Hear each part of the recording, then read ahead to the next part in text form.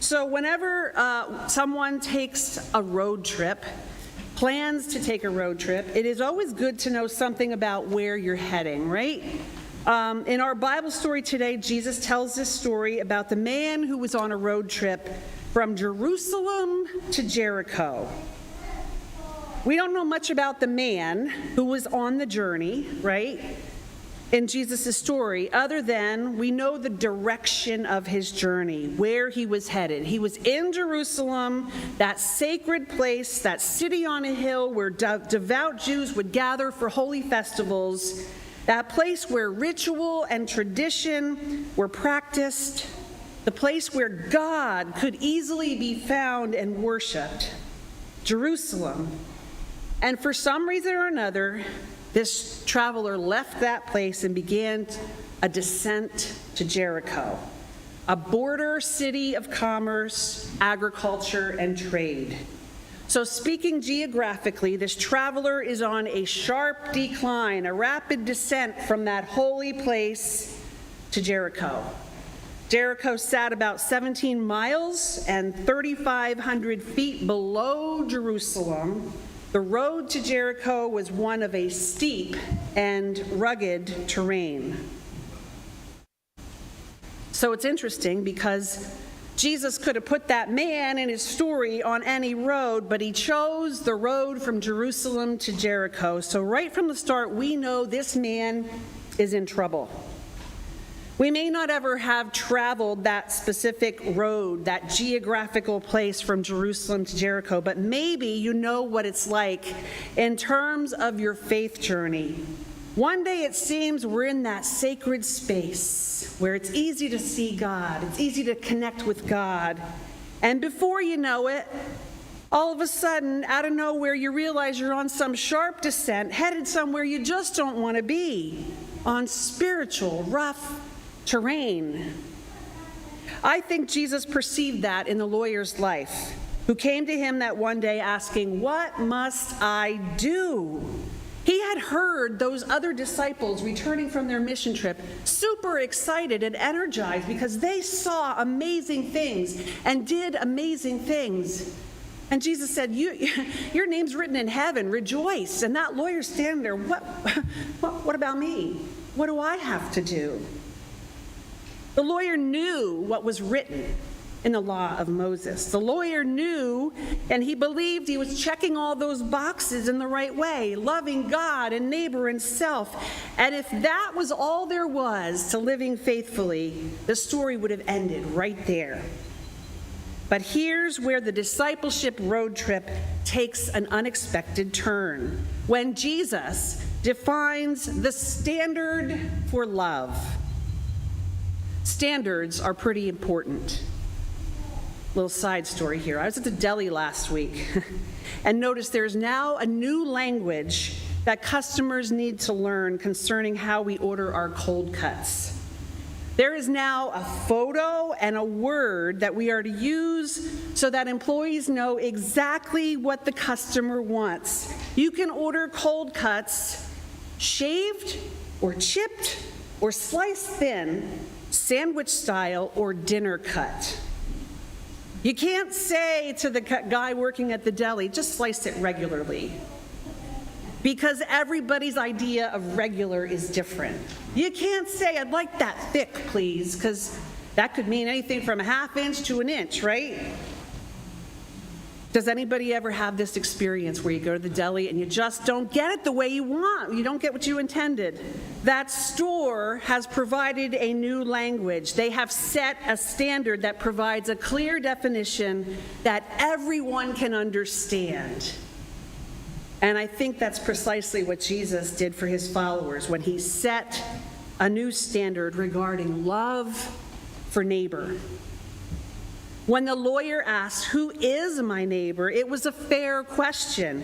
According to Levitical law, a neighbor was defined as a brother, a child, or children of your people.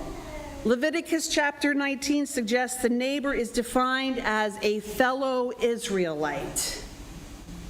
As Jesus tells the parable of the Good Samaritan, he sets a new standard.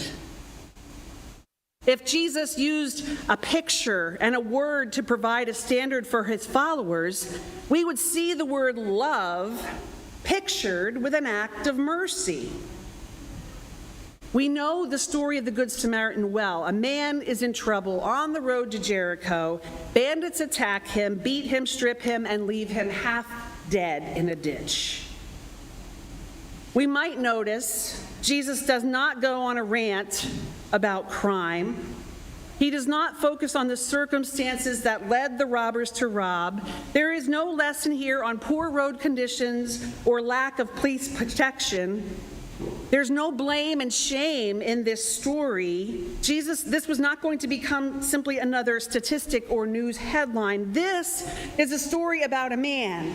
This is a story about a person and mercy. It's interesting to see how 2 or 3 people can see the same thing, and they see it differently. The priest sees a man half dead in a ditch, and by law, he is not permitted anywhere near death. The Levite is under a similar rule here. Not everyone sees the same way or sees the same thing. My view of thin sliced tavern ham can be very different than yours, right? But a standard makes it clear. Followers of Jesus, those on this discipleship road trip, we have a standard of what love of neighbor looks like. I used to read this story and I'd feel a certain contempt for that lawyer looking for a loophole, asking, who is my neighbor? Implying that there is such a thing as a non-neighbor, suggesting that it's okay not to love certain people. I would think of that lawyer in this story. How could you not understand what Jesus is talking about here? But I later came to realize this story holds a mirror to my own heart. Do I show mercy? Do I have love for my neighbor, even the guy who's always looking for a loophole, the person who always needs to be right and justify themselves? Where is my level of mercy in that?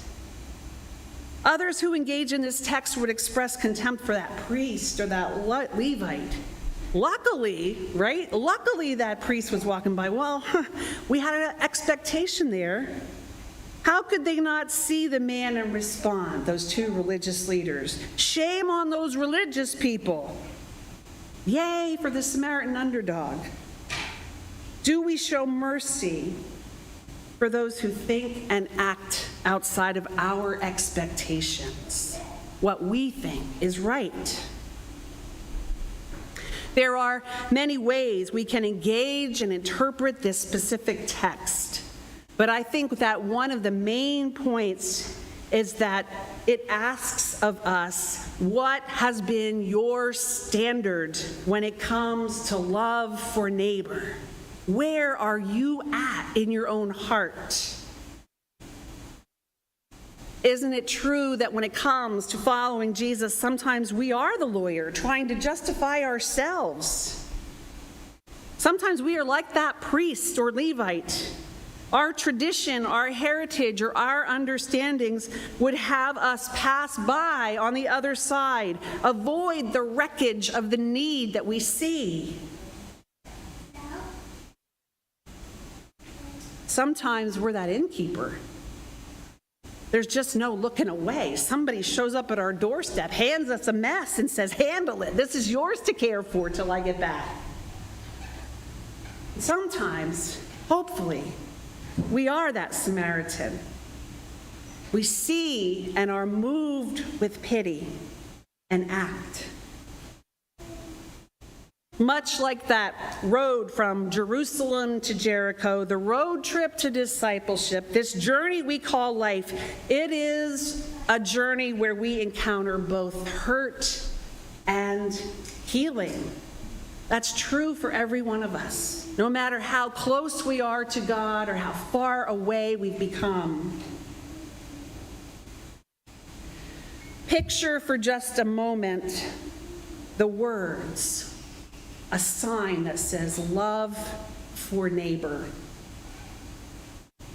Then picture yourself enacting that love for neighbor. Do this, Jesus said, and you will live. Let's pray.